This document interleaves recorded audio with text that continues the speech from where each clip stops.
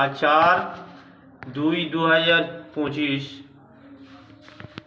Lake টাউনের security অফিসের কাছাকাছি একটা ফ্ল্যাট বাড়িতে ডলফিনের ওয়াটার পাম্প কন্ট্রোলার ইনস্টল করা হলো। এখানে দেখছেন এক ঘোড়া মনোব্লক পাম্প আছে, তার সঙ্গে আমাদের এটা 2 HP লোডের ডলফিনের ওয়াটার পাম্প কন্ট্রোলার ইনস্টল করা হয়েছে। এখনও অটো মোডে আছে, এটাকে ম্যানুয়াল করলে ম্যানুয়াল মোড হবে। এখানে আছে অফ, অন, যতক্ষণ পাম্প চলবে সবুজ বাতি জ্বলবে। এখানে MCB আছে।